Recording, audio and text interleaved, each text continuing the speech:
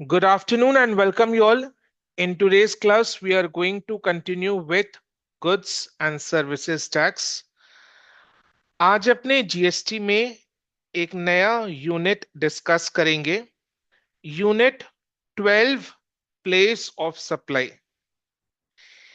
ये GST chapter का आखिरी यूनिट है। बहुत ही इजी है, इंटरेस्टिंग है और एग्जाम में इस यूनिट से क्वेश्चंस आता ही आता है। ऑब्जेक्टिव क्वेश्चंस आता है। ठीक है। Unit 12 place of supply. अच्छा, प्लेस ऑफ सप्लाई अपने क्यों डिटरमाइन करते हैं? प्लेस ऑफ सप्लाई अपने क्यों डिटरमाइन करते हैं?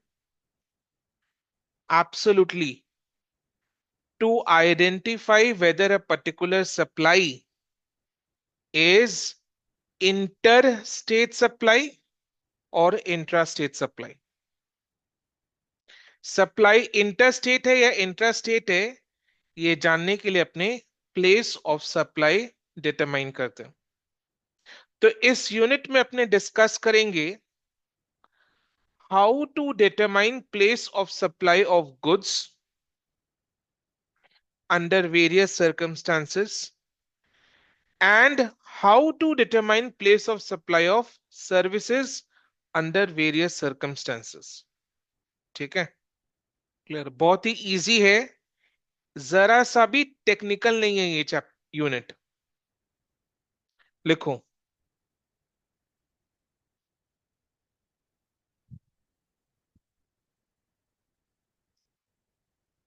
concept of place of supply is needed to determine whether a particular supply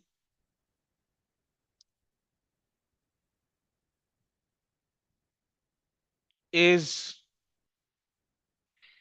intrastate or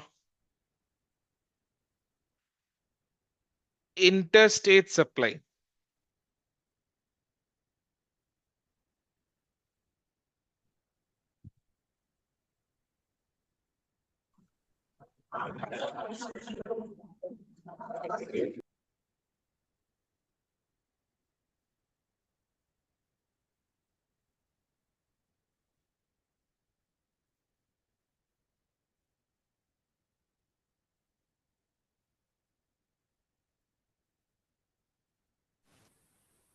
पहले इस यूनिट में अपने डिस्कस करेंगे how to determine place of supply of goods. Place of supply of goods.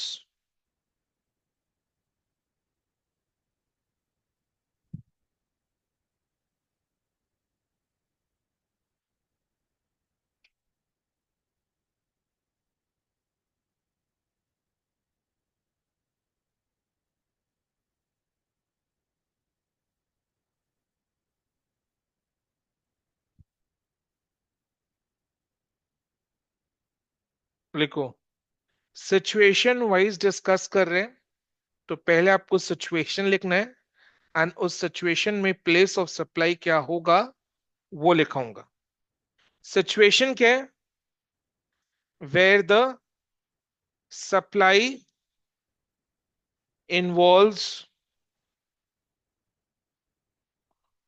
Movement of goods.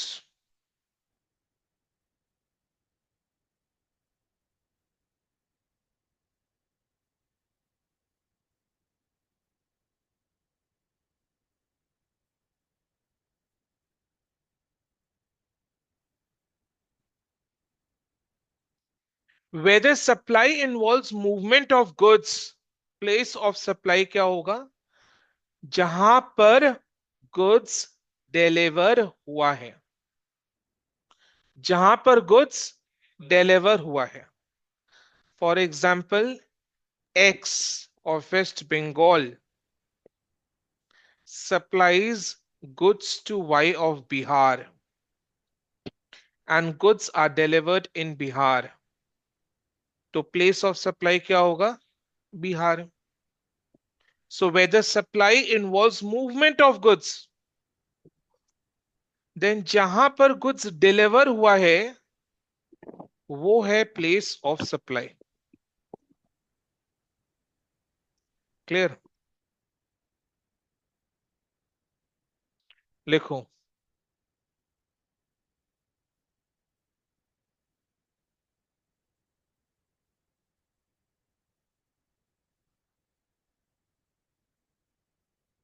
लिखो, अगर goods का movement हुआ है तो जहां पर गुड्स जहां पर गुड्स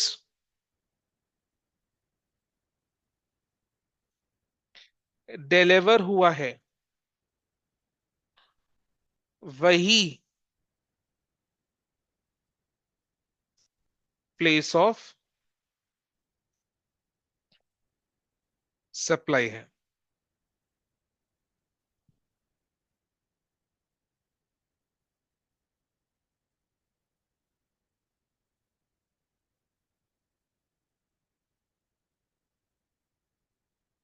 अच्छा, प्लेस ऑफ सप्लाई को अपने शॉर्ट में पीओएस भी बोलते हैं। प्लेस ऑफ सप्लाई को अपने शॉर्ट में पीओएस भी बोलते हैं। Example, X of West Bengal sold goods to Y of Bihar, and the goods are delivered at Bihar.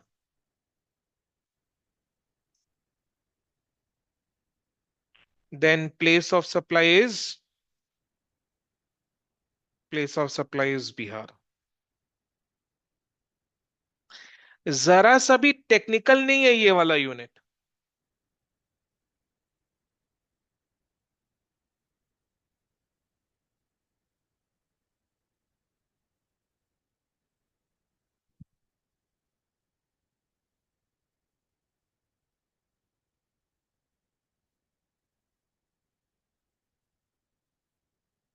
Clear?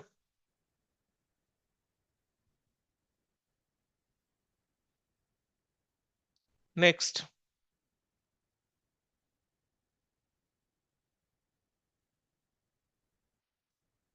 where the supply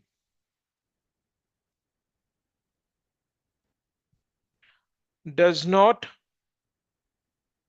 involve movement of goods। लिखो,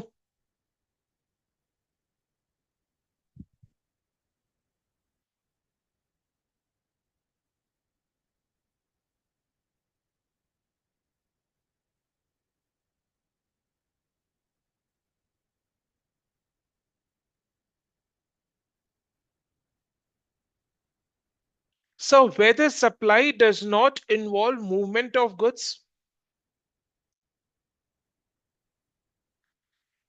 then जहां पर भी गुड्स पड़ा हुआ है वही उसका प्लेस ऑफ सप्लाई है। Where the supply does not involve movement of goods, then जहां पर भी गुड्स पड़ा हुआ है वही उसका प्लेस ऑफ सप्लाई है। For example, Ram of Kolkata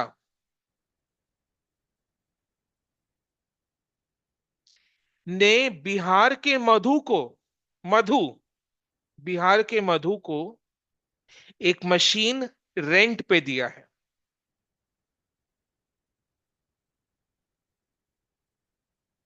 तो बिहार में मधु उस मशीन को यूज कर रही है। कोलकाता के राम ने बिहार के मधु को एक मशीन रेंट पे दिया है, जिसे मधु बिहार में यूज कर रही है। 6 महीने बाद मधु का क्या मन होता है?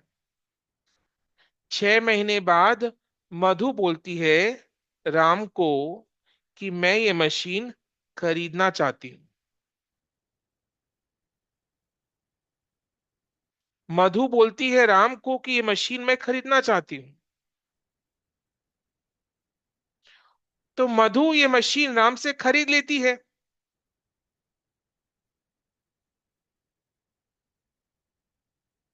तो ये सिचुएशन में क्या गुड्स का मूवमेंट हुआ? नहीं हुआ। तो गुड्स कहां पर पड़ा हुआ था? बिहार में।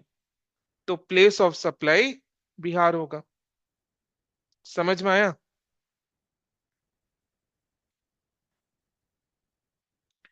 अगर गुड्स का मूवमेंट नहीं हुआ है,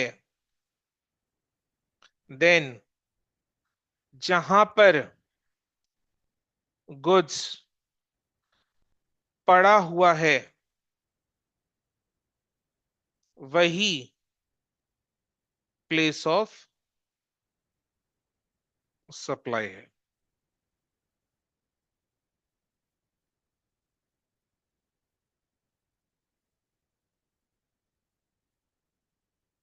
example, Ram of Kolkata has given machine on rent to Madhu of Bihar. After 1 year, Madhu purchased purchased the machine.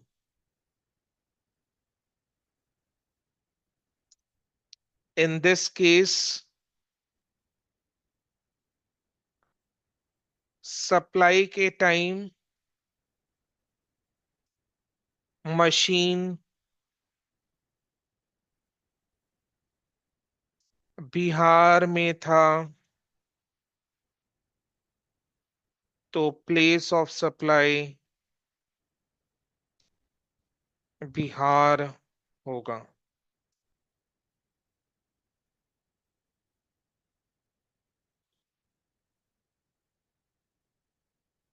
Indirect tax को पढ़ने का यही सही तरीका है। जितनी सरल भाषा में इसे पढ़ लो, जितनी सरल भाषा में इसे एग्जाम में इसके क्वेश्चंस के आंसर को कराओ, उतने अच्छे नंबर से आप पास होगे। ये एकदम ट्राइड एंड टेस्टेड चीज है, टेक्निक है, जो कि मैं अपने टाइम से यूज करते आ रहा हूं, जब मैं सीए में था, सीए कर रहा था।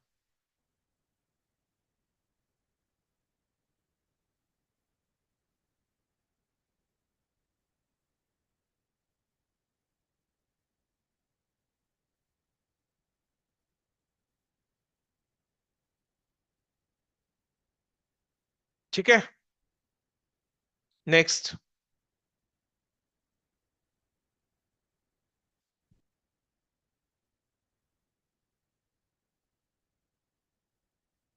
वेयर द गुड्स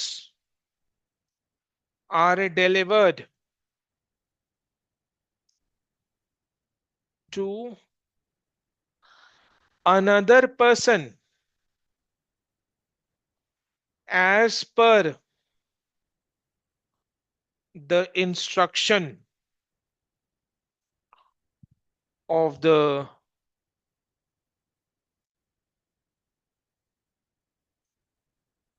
recipient यानी कि बायर।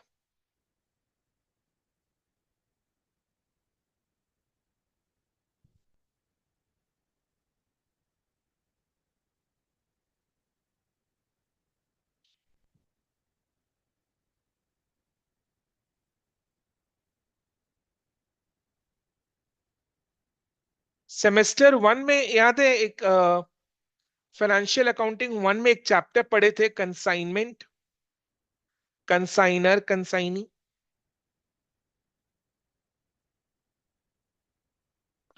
तो इस सिचुएशन में क्या हो रहा है कि कलकत्ता का राधेश्याम,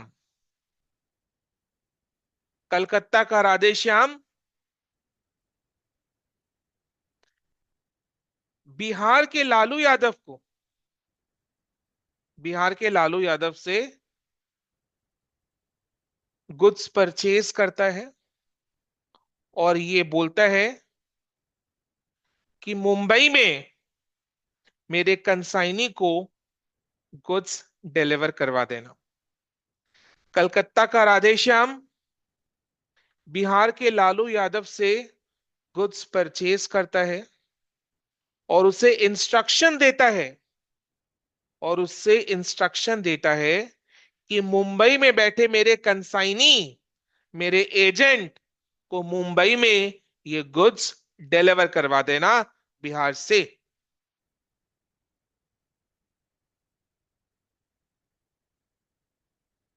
तो where goods are delivered to another person as per the instruction of the recipient, then place of supply shall be the location of the buyer.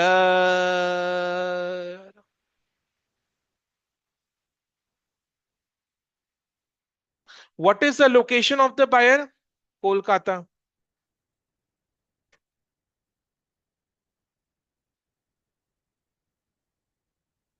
What is the location of the buyer? Kolkata. Kolkata का राधेश्याम लालू यादव, बिहार के लालू यादव से goods purchase करता है और लालू यादव को बोलता है कि ये गुड्स मुंबई में बैठे मेरे एजेंट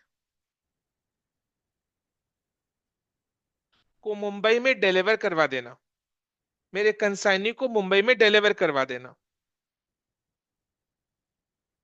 तो in this case place of supply shall be the place of buyer, recipient, यानी कोलकाता, यानी कोलकाता। क्लियर?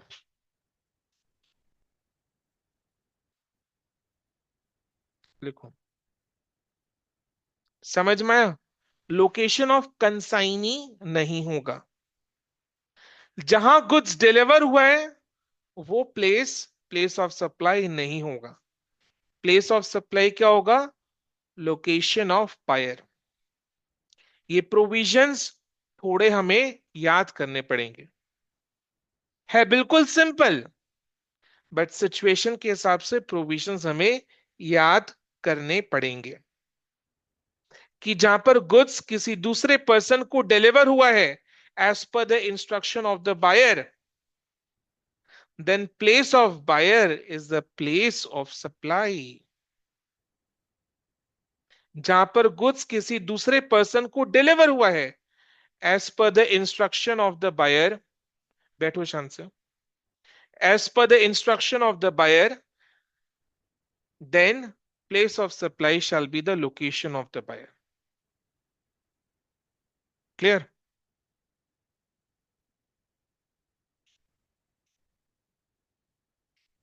चलो नेक्स्ट।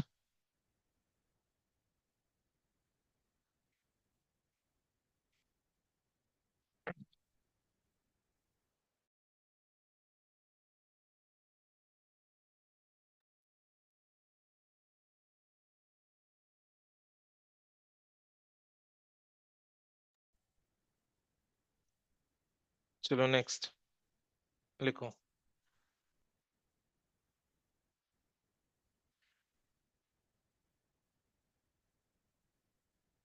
लिखो, अगर, लिखो, अगर बायर के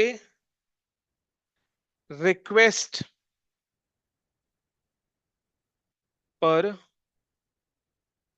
गुड्स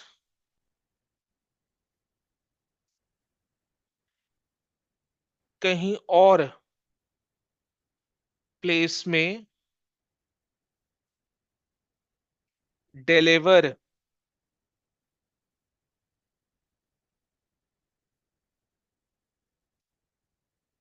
हुआ है,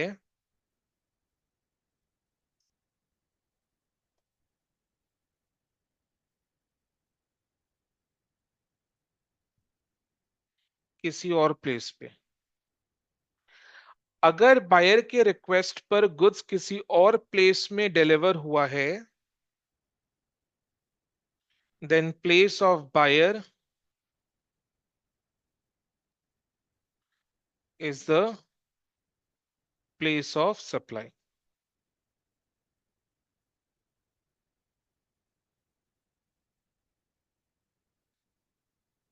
अगर बायर के रिक्वेस्ट पर गुड्स किसी और प्लेस में डिलीवर हुआ है, then place of buyer is the place of supply.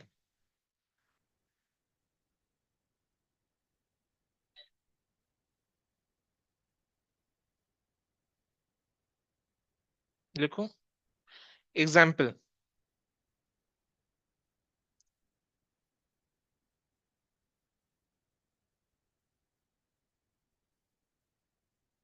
लिखो X of Goa sold goods to Y of Bihar.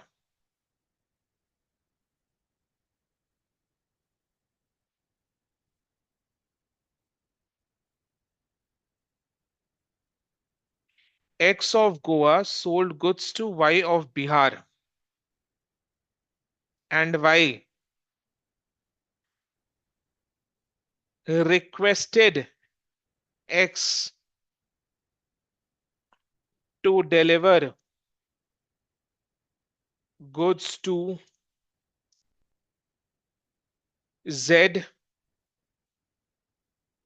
in Mumbai. Then place of supply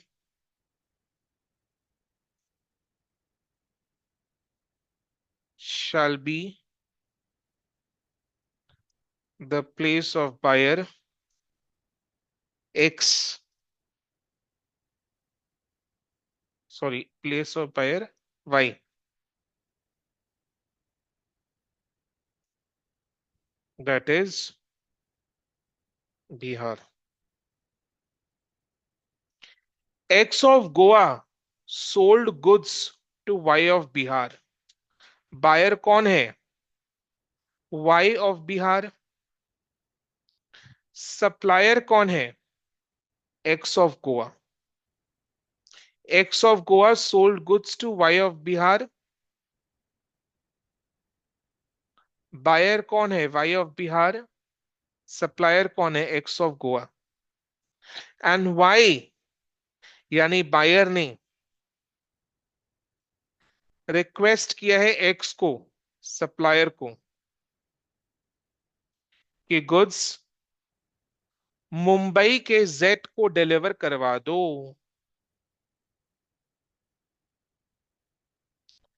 तो इस केस में बायर के रिक्वेस्ट पर गुड्स मुंबई में डिलीवर हुआ है, then place of buyer is the place of supply.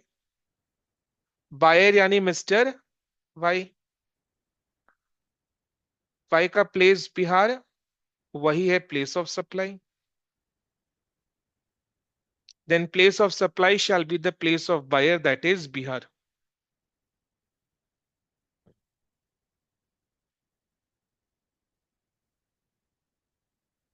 Clear? Unit जरा सा भी टेक्निकल नहीं है, बट आपको याद करने का जरूरत है कि ये सिचुएशन में प्लेस ऑफ सप्लाई ये होगा, इस सिचुएशन में प्लेस ऑफ सप्लाई ये होगा।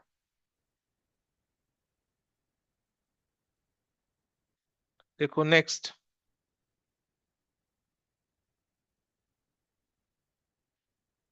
Where the goods are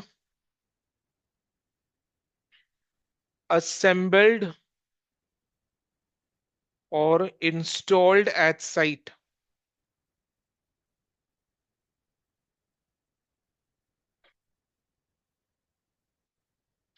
Where the goods are assembled or installed at site.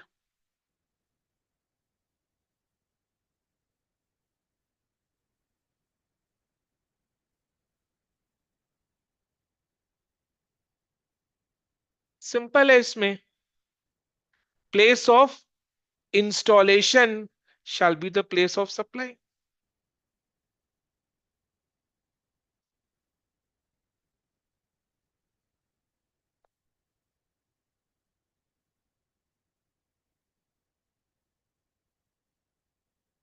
हम्म. जहां पर प्लेस ऑफ बायर है ना, ये प्रीवियस केस में वही प्लेस ऑफ सप्लाई. चलो देखो.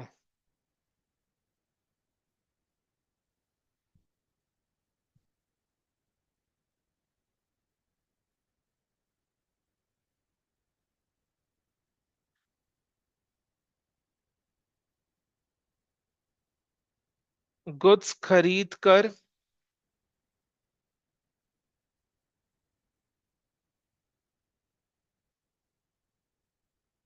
इंस्टॉल किया जाए, देन प्लेस ऑफ इंस्टॉलेशन और assembly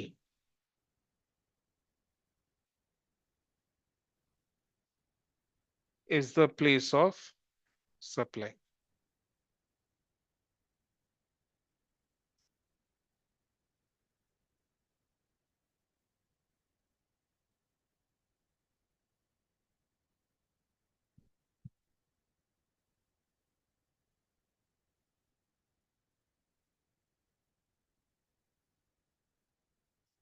next.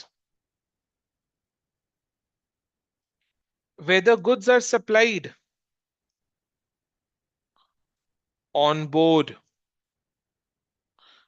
a conveyance. Whether goods are supplied on board a conveyance. इसका मीनिंग क्या है? इसका मीनिंग ये है, जैसे एरोप्लेन में जब ट्रैवल करते हैं तो उन लोग जो एयर होस्टेस हैं हमें कई बार गुडीज बेचते हैं. जैसे बैग्स हो गए, वॉच हो गए, सनग्लास हो गए, ये सब गुडीज बेचते हैं. हर फ्लाइट के केस में नहीं होता है.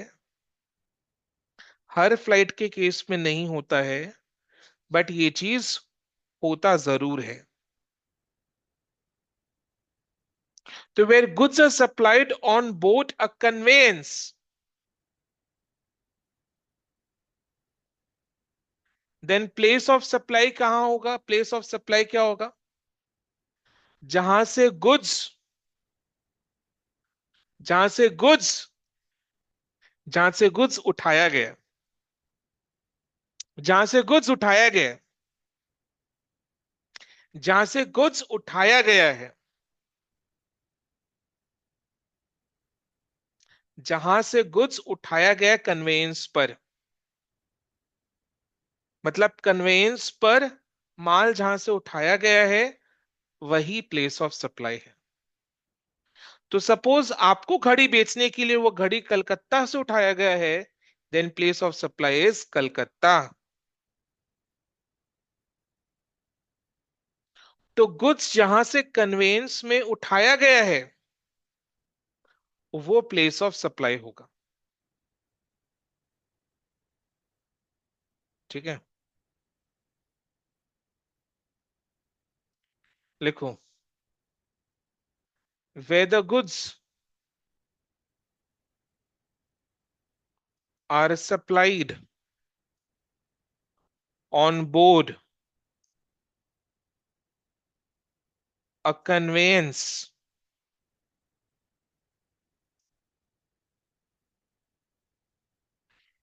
Including a vessel. कन्वेयंस मतलब vessel, aircraft, train, motor vehicle. Vessel मतलब क्या होता है? Ship ship. कस्टम से पढ़ा ना, है ना? देखा? ये इस बात का सबूत है कि इसने कस्टम्स पढ़ लिया है। एयरक्राफ्ट, अ ट्रेन और a motor vehicle.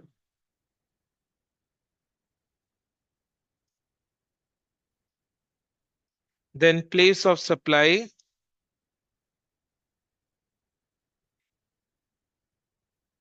Then place of supply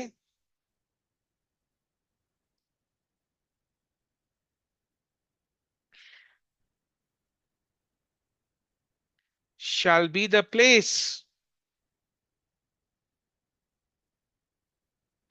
at which such goods are taken on board of the conveyance।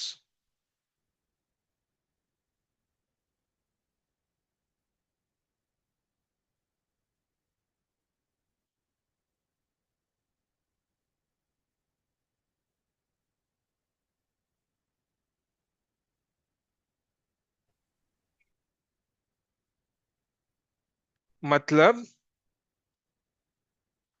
जहां से गुड्स कन्वेयंस में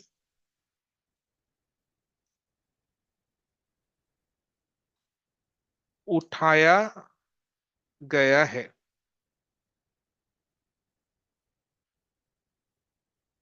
मतलब जहां से गुड्स कन्वेयंस में उठाया गया है।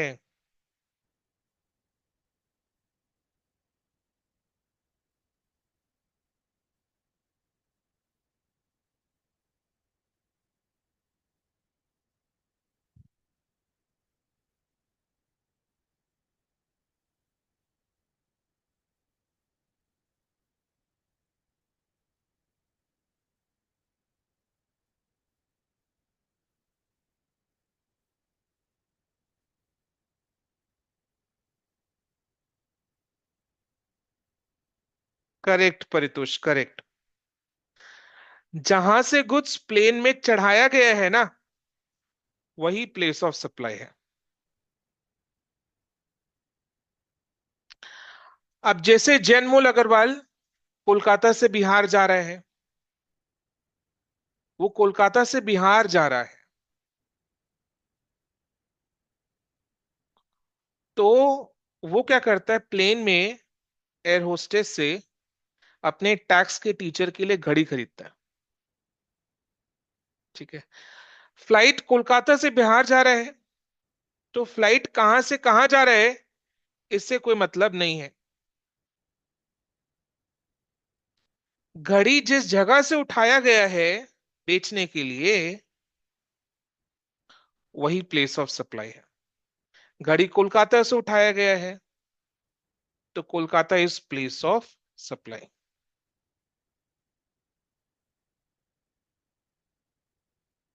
नेक्स्ट।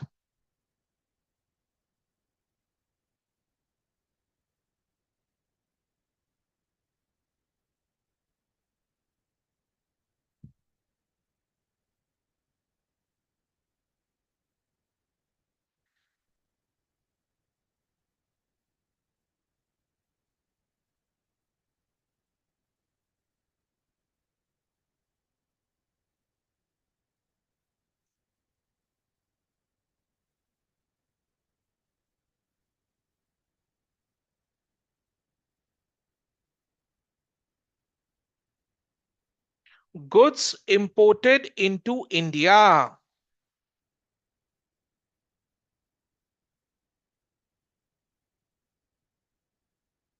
सीवीडी के नाम पर आईजीएसटी लगता है। तो आईजीएसटी लगाने के लिए the place of supply has to be India.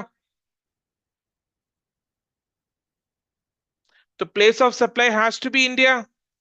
तो इसलिए प्रोविजन क्या है? Place of supply shall be the place of importer. Goods imported into India, यानी इंपोर्टर इंडिया में है, इंपोर्ट पर अपने सीवीडी सीवीडी के नाम पर आईजीएसटी लगाते हैं। तो आईजीएसटी लगाने के लिए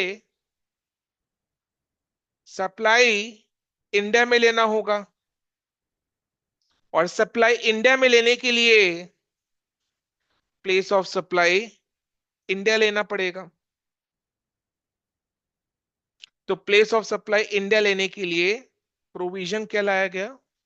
place of supply shall be the location of the importer, क्योंकि इंपोर्टर इंडिया में है।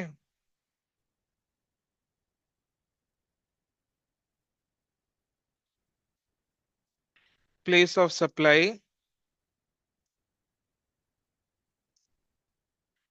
shall be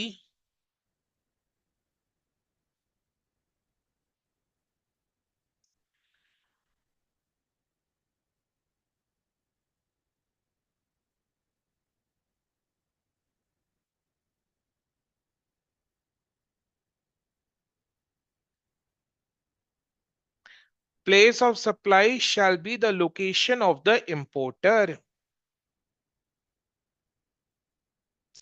यानी हर केस में इंपोर्ट ऑफ गुड्स में प्लेस ऑफ सप्लाई इंडिया होगा। इसीलिए अपने इंपोर्ट के केस में सीवीडी के नाम पर आईजीएसटी लगाते हैं। क्या एक्सपोर्ट में सीवीडी लगता है? नहीं। तो एक्सपोर्ट के केस में सीवीडी नहीं लगता है। तो एक्सपोर्ट के केस में the place of supply shall B location outside India. Logical है। एक्सपोर्ट के केस में the place of supply shall B outside India. Goods exported from India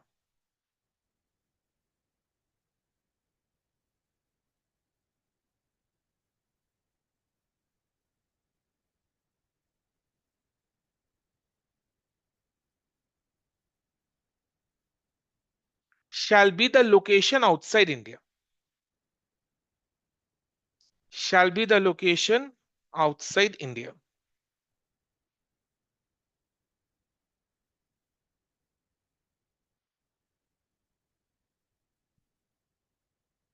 इसका मतलब काफी जन का कस्टम्स पढ़ना हो गया। Nice, very nice, very proud. Good, keep going.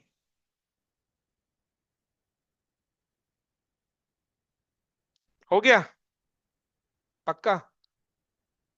चलो। ठंडा वाला हाँ है, कड़क खाना चाहिए। ठीक है। ओके। तो ये place of supply of goods है। ये place of supply of goods का डिस्कशन हुआ।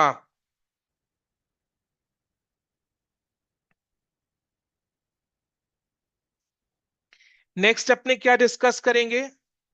Place of supply of services.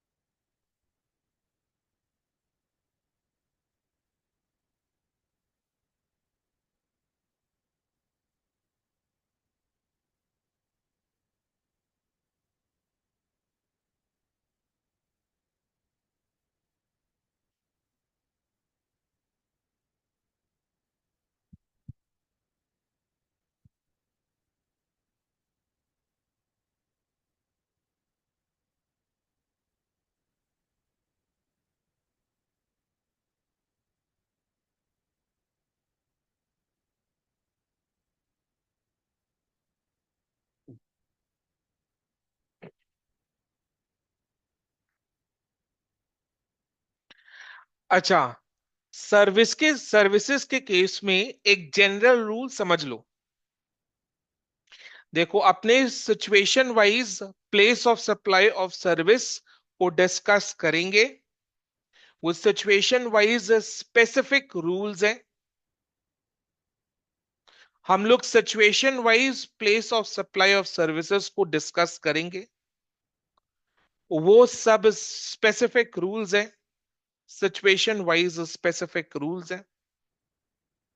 But specific rules को डिस्कस करने से पहले जनरल रूल जो आमतौर पर कोई भी सर्विस के लिए यूज होगा। तो place of supply of services के केस में जनरल रूल क्या कहता है? इजी है। Place of recipient is place of supply, place of recipient is place of supply. But अगर प्लेस ऑफ रेसिपिएंट ना पता हो, सपोज अगर प्लेस ऑफ रेसिपिएंट ना पता हो, ऑफिशियली नहीं पता है, तब क्या करें? करता क्या ना करता, place of supplier is the place of supply. General rule क्या है? Place of recipient is the place of supply. But अगर रेसिपिएंट का प्लेस या रेसिपिएंट का आता पता नहीं है, देन क्या करेंगे? Place of supplier is place of supply. Easy करो।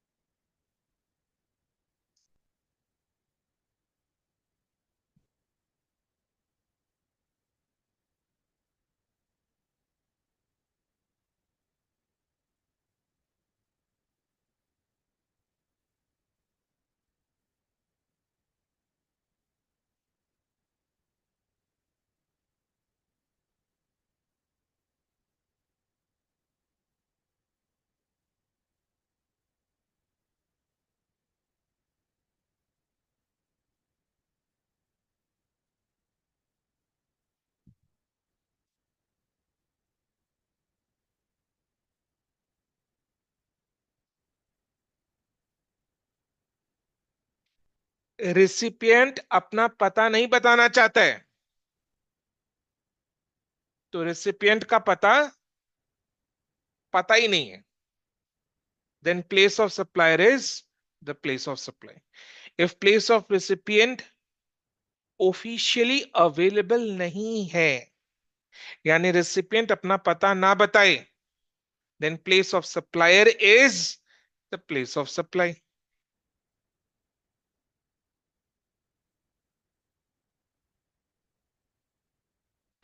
तो place of supply of services का जनरल रूल क्या है? Place of recipient is place of supply. और अगर रेसिपिएंट का पता मालूम नहीं है, then place of supplier is the place of supply. अब नेक्स्ट अपने क्या करेंगे? सिचुएशन वाइज स्पेसिफिक रूल्स को डिस्कस करेंगे। लिखो, place of supply of services in relation to immovable property,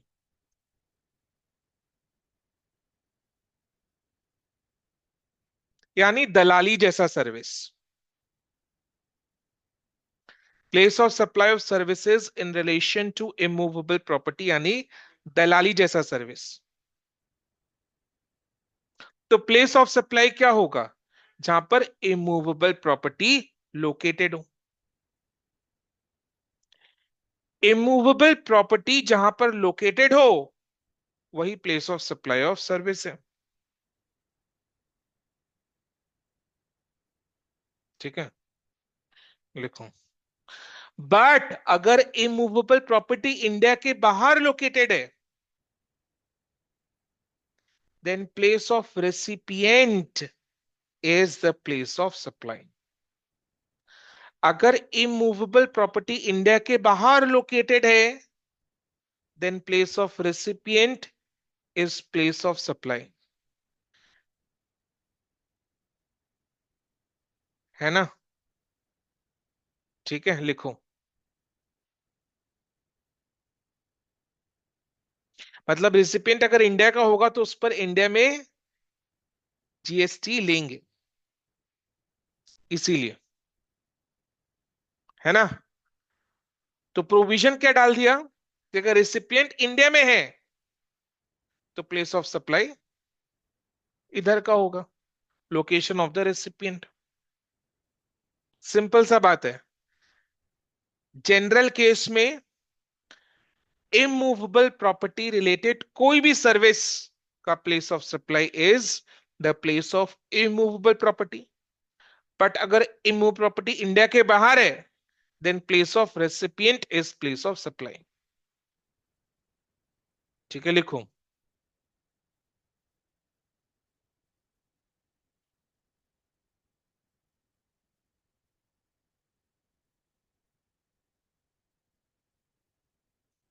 देखो,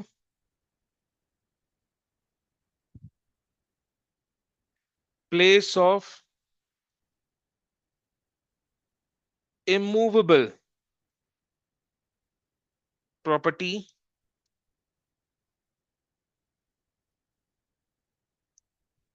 is the place of supply.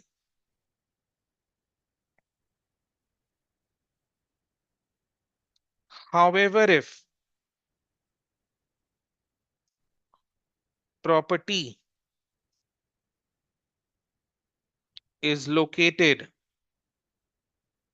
outside India,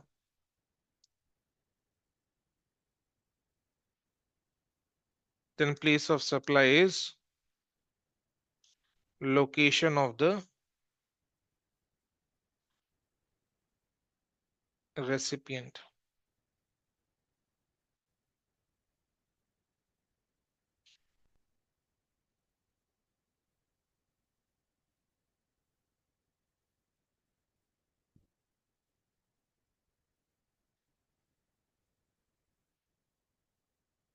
लिखो। Next, restaurant, catering, catering services,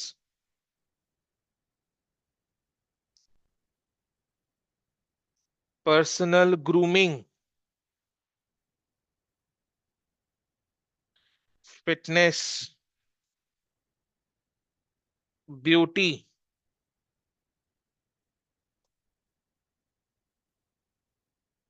health service,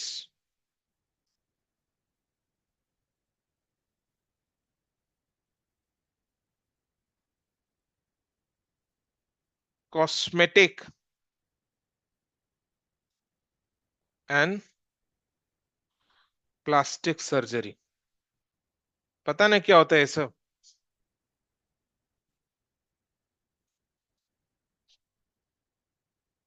ठीक है।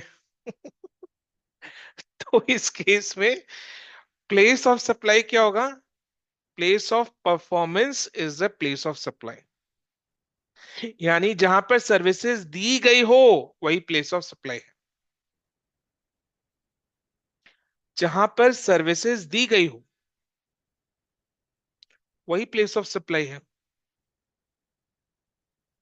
लिखो।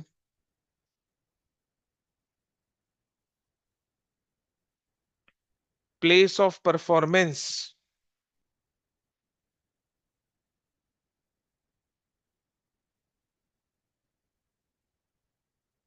Is the place of supply.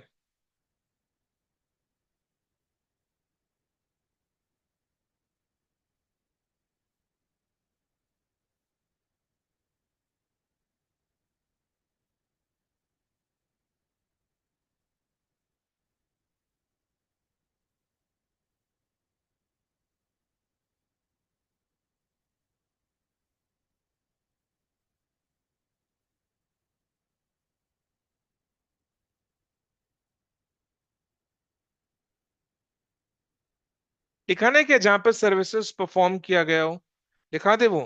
हाँ, समझ में आ गया ना, place of performance is the place of supply. तो ये नहीं लिख पा रहा हूं कि जहां पर सर्विसेज परफॉर्म की गई है वही प्लेस ऑफ सप्लाई है। दिखा दे।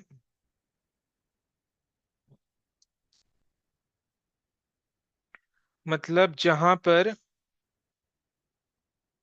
सर्विसेज परफॉर्म की गई हो वो है place of supply.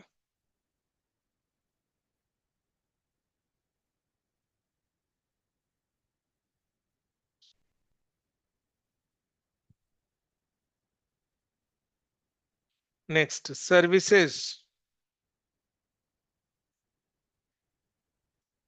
In relation to training and performance appraisal.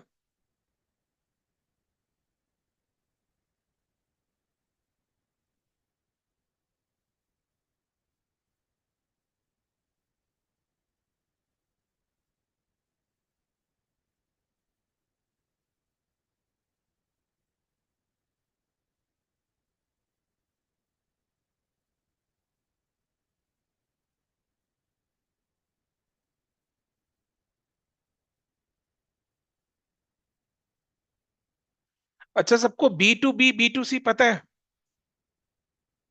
ये पता है ना? Thank God.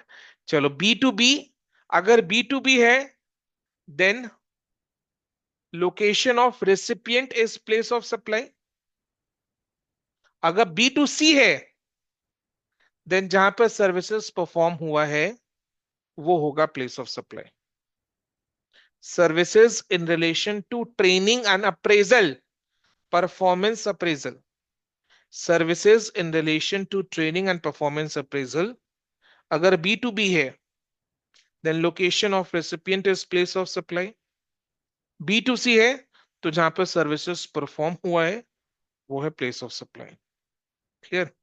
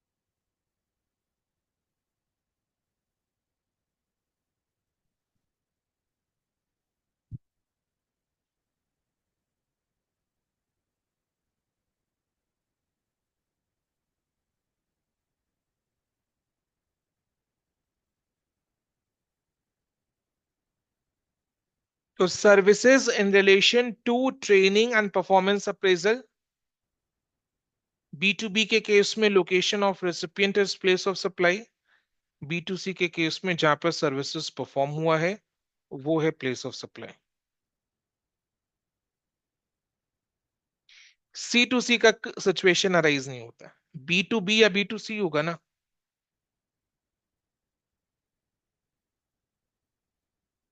खुद सोचो इसमें सी टू सी कैसे हो सकता है।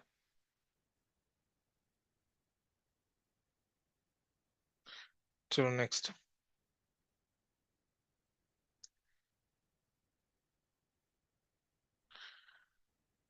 Next, amusement park. एग्जाम्पल दो। तो निको पार्क, वाटर पार्क, अक्वाटिका, इमेजिका, ठीक है। तो प्लेस ऑफ सप्लाई क्या होगा? प्लेस ऑफ पार्क, ठीक है।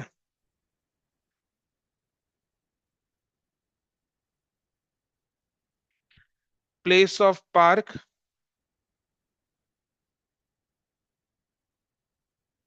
Is the place of supply.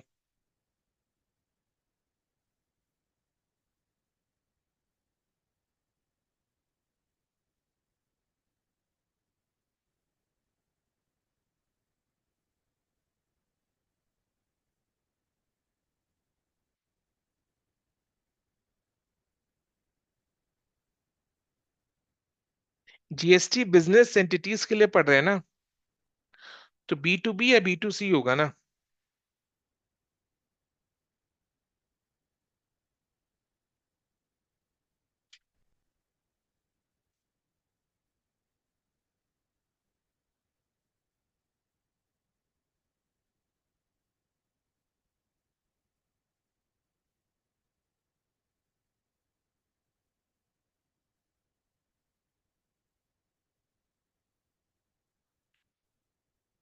Next लिखो,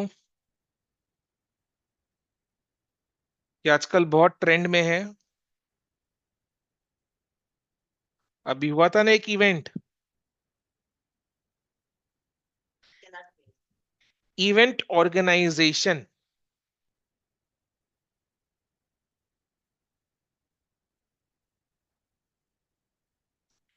इवेंट ऑर्गेनाइजेशन, इवेंट ऑर्गेनाइजेशन का सर्विस अगर बी टू बी हुआ तो location of recipient is the place of supply. Location of recipient is the place of supply अगर B to B हुआ तो।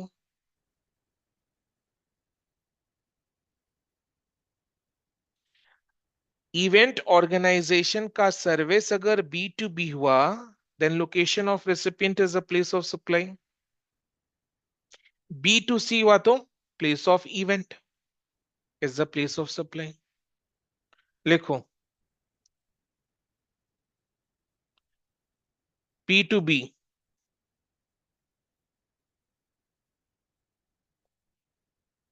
Location of recipient,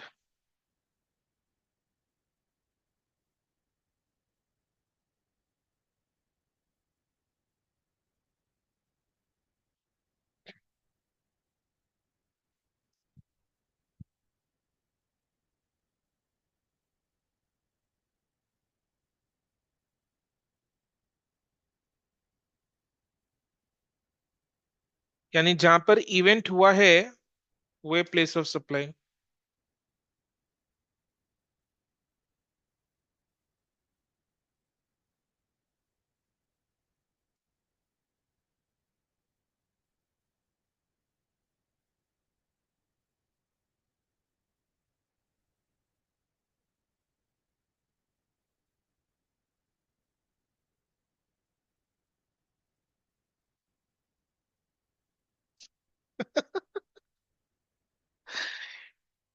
बाप रे, इन लोग निक्को पार्क जाने का प्लानिंग कर रहे हैं। My goodness. ठीक है चलेंगे, देखते कब चल सकते हैं। कुछ जन बोल रहे सेम 5 के बाद ही चलो, कुछ जन बोल सेम 6 के बाद पूरा खत्म होगा। जन बोल रहे सेमेस्टर 5 का रिजल्ट आने के बाद चलो। उसी दिन चल चलो।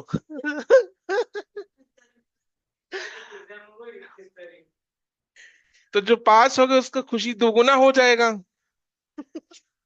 और जो बाई चांस अगर नहीं हुए तो उसका दुख कम हो जाएगा, खुशी में बदल जाएगा। ऐसा कोई बात नहीं, चलो समझ आया। इवेंट ऑर्गेनाइजेशन में बी टू बी हुआ तो location of recipient is place of supply, B to C हुआ तो place of event is place of supply. Next,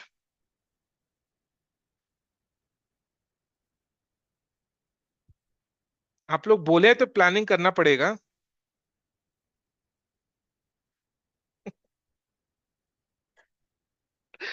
चलो,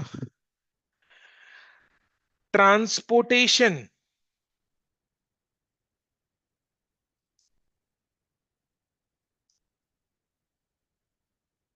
ऑफ गुड्स।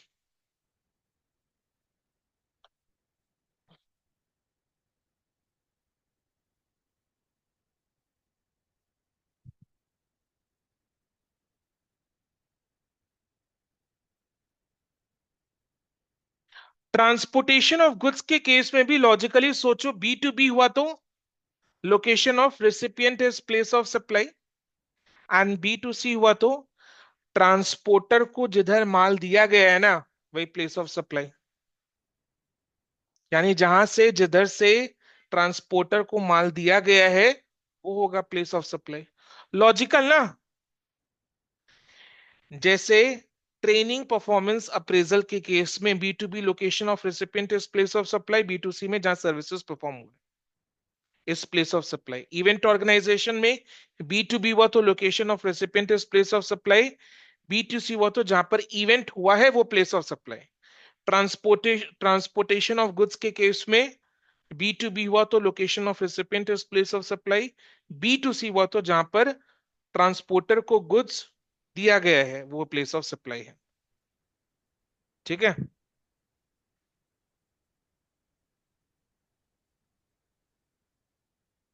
यानी गुड्स का मूवमेंट जहां से शुरू हुआ है, जिधर आपने ट्रांसपोर्टर को गुड्स दिया वही प्लेस ऑफ सप्लाई है।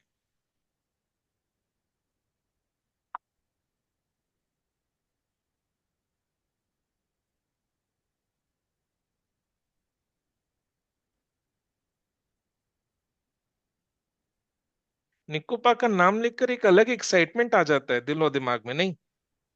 दिमाग उसी तरफ एकदम लगता है कि हाँ बी चले जाए एंड ऑल, वैसा कुछ होने लग जाता है।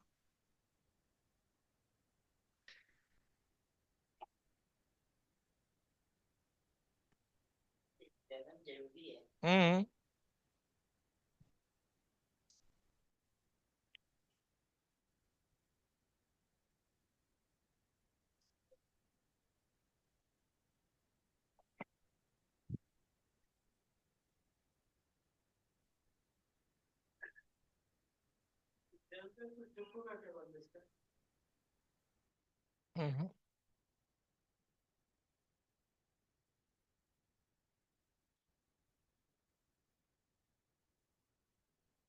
वो तो एग्जाम से उसका कोई कनेक्शन नहीं है। होता है वैसा, बट ऐसा नहीं कि एग्जाम के बाद ऐसा कुछ हो। आपके एग्जाम के बाद तो बाकियों का एग्जाम भी तो शुरू है ना। सेम 3 है, सेम 1 है।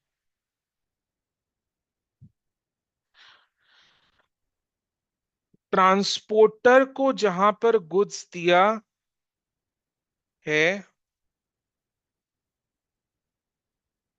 वही प्लेस ऑफ सप्लाई है। ट्रांसपोर्टर को जहां पर गुड्स दिया है वही प्लेस ऑफ सप्लाई है।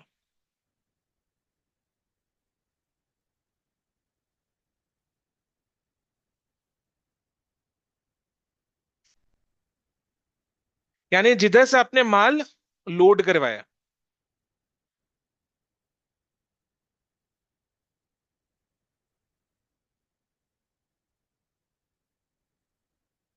यानी जिधर से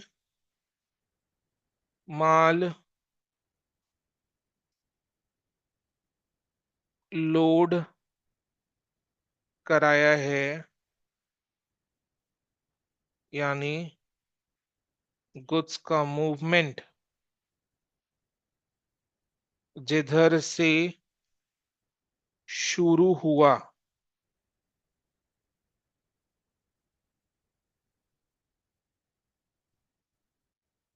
वो ही place of.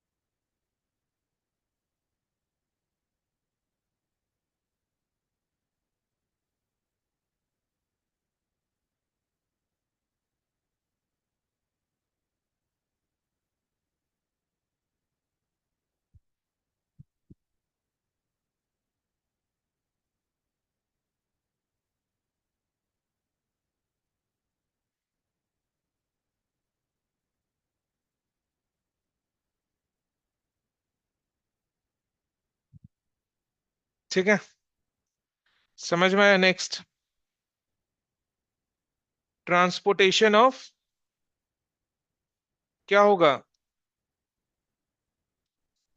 Passengers.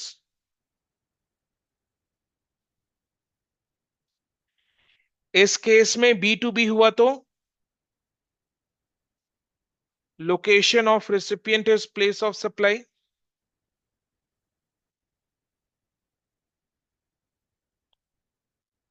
B to C हुआ तो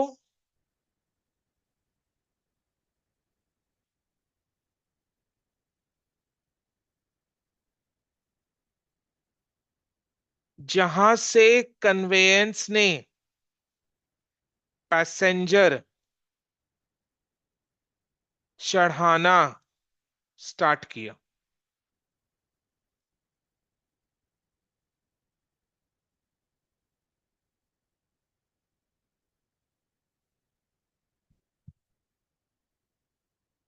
जहां से कन्वेयंस ने पैसेंजर चढ़ाना स्टार्ट किया,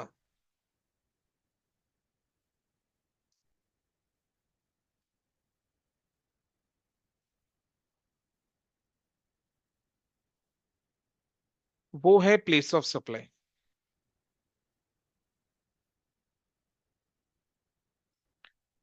ठीक है, ट्रांसपोर्टेशन ऑफ पैसेंजर्स के केस में बी टू बी हुआ तो location of recipient is place of supply. B to C हुआ तो जहां से कन्वेयंस ने पैसेंजर चढ़ाना स्टार्ट किया, वो है place of supply.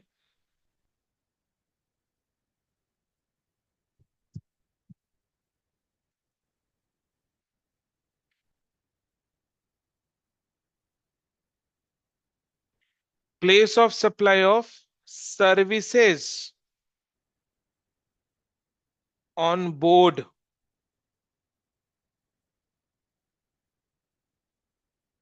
A conveyance.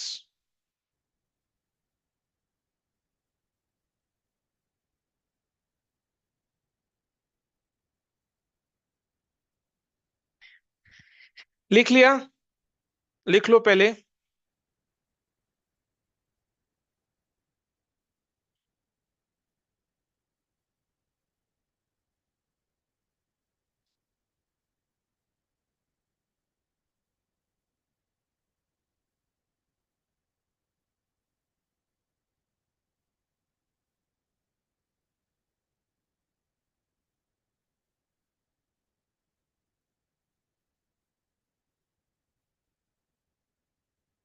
Air hostess ने आपको चाय पिलाया,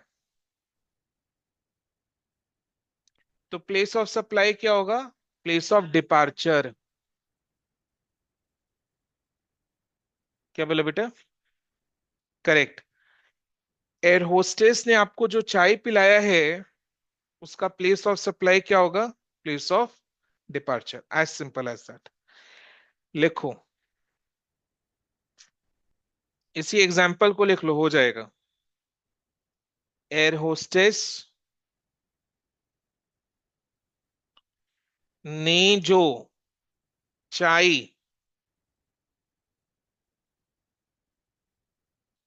पिलाया है, जे अनमोल बोल रहा है उसमें रम मिलाया है।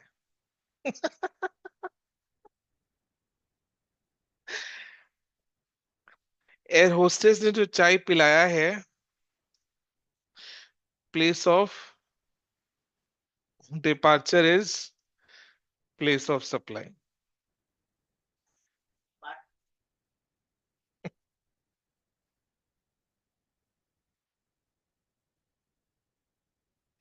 गुड्स के केस में क्या था, जहां से गुड्स को चढ़ाया गया था वो place of supply.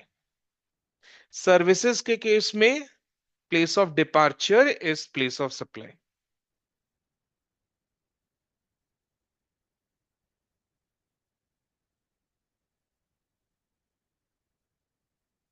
Air hostess ने जो आपको चाय पिलाया है, उसका प्लेस ऑफ सप्लाई क्या होगा? Place of departure is place of supply.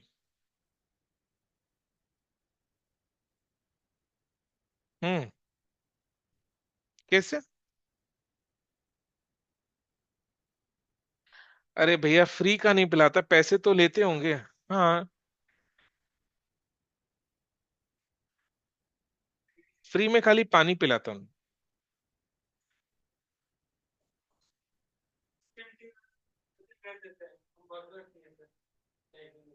International trip पे ज्यादा वो अलाउ कर दिया ना। हम लोग को गर्म पानी डायरेक्टली नहीं दे सकता होता, पर हम लोग को बना के दे सकता है, उसमें हम लोग को दिक्कत नहीं, उसका पैसा नहीं लगा, हम लोग पाउच लेके देंगे। हाँ, वो तो आप खुद भी बना सकते हो।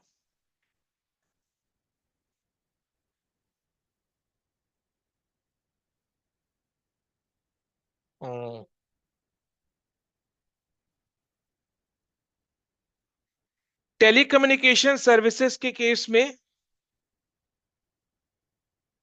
क्या होगा प्लेस ऑफ सप्लाई? जहां पर टेलीफोन इंस्टॉल हुआ है। ठीक है। Telecom D to H, telecom D to H के केस में जहां पर इंस्टॉलेशन हुआ है वो है प्लेस ऑफ सप्लाई। लिखो।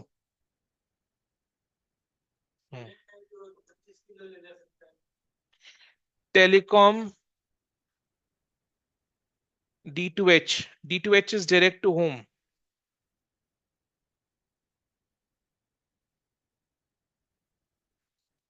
Install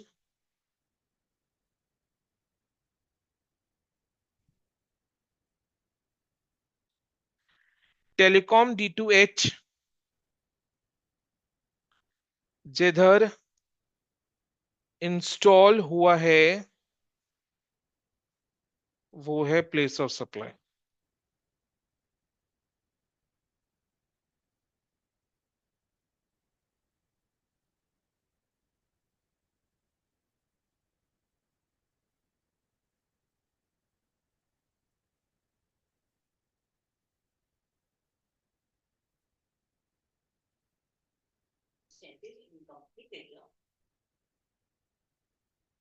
telecom D to H जिधर इंस्टॉल हुआ है वो है place of supply.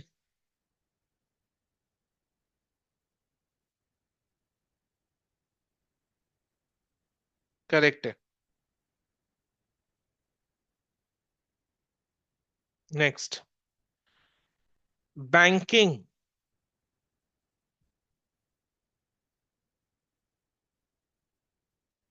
And other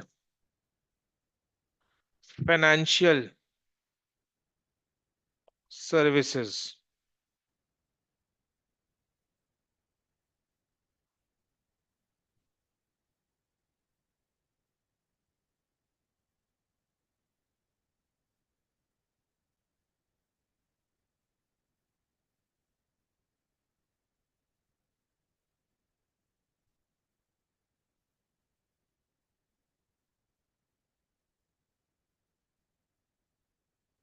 location of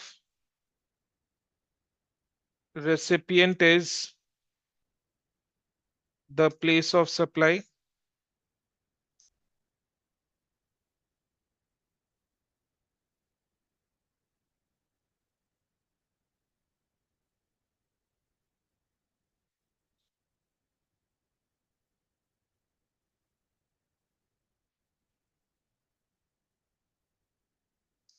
however if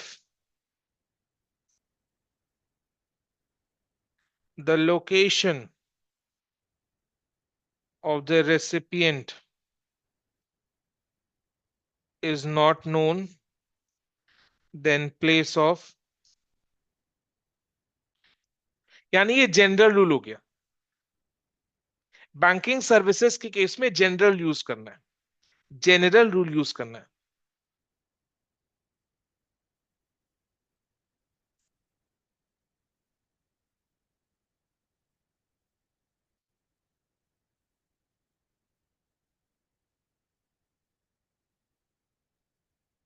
banking and other financial services के केस में जनरल रूल यूज करना है। जनरल रूल क्या कहता है? Location of recipient is the place of supply, और अगर रिसिपिएंट का लोकेशन पता ना हो, then place of supplier is the place of supply. Last,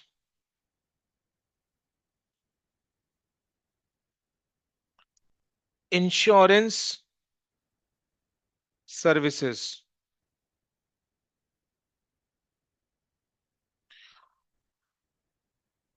location of recipient is the place of supply।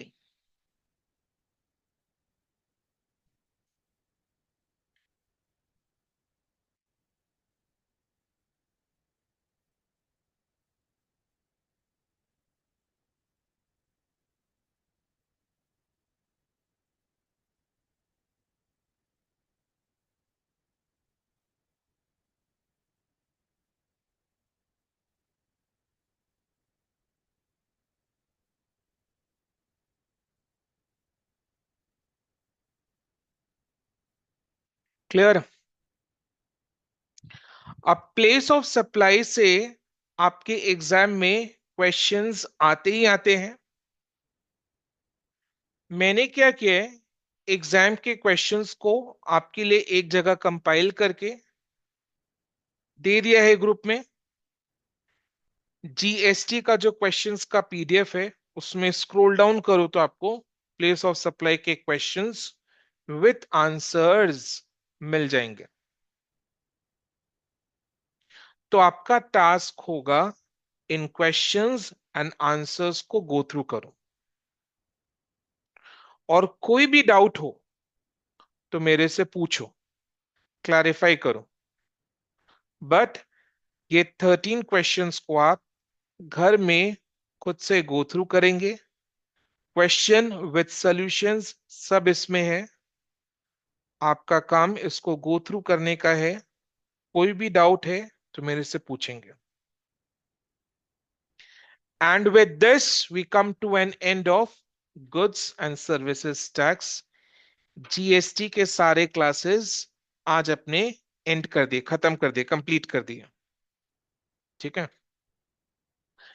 I hope GST का इन सारे classes में आपने खूब आनंद लिया है, आपको खूब अच्छा लगा। जीएसटी के सारे क्लासेस अच्छी से सब कुछ समझ में आया है,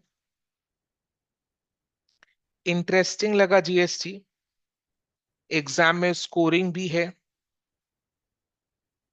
ना? बहुत मन मन से मैंने जीएसटी पढ़ाया है। ठीक है, बहुत मन से मैंने जीएसटी पढ़ाया है। ठीक है, हर क्लास से पहले मैं यही सोचता हूं कि इसको और कैसे इंटरेस्टिंग वे में पढ़ाया जाए। तो काफी मेहनत किया क्लास लेने से पहले मैंने, ताकि क्लास आपको इंटरेस्टिंग लगे। ठीक है, आई होप जीएसटी आप सबने एंजॉय किया है, और जीएसटी से 30 मार्क के जो क्वेश्चन एग्जाम में आएंगे, आप सब उसमें 30/30 स्कोर करोगे। एक मार्क्स भी इधर उधर नहीं होना चाहिए। ठीक है, डाउट्स के लिए मैं हमेशा अवेलेबल हूं। Corporate accounting, taxation 2, advance business mathematics, auditing and assurance, economics, सारे डाउट्स के लिए मैं अवेलेबल हूं। ठीक है, तो कोई भी डाउट हो पूछो आराम से। ठीक है, हाँ, जितने भी क्वेश्चंस क्लास में हुए हैं they are sufficient for the exam. ठीक है, उनको पहले कर लो और रिवाइज करो। ठीक है, हाँ, जिसको आज के क्लास में कोई भी डाउट है they will stay back, rest में choose to leave. Thank you so much and bye, take care.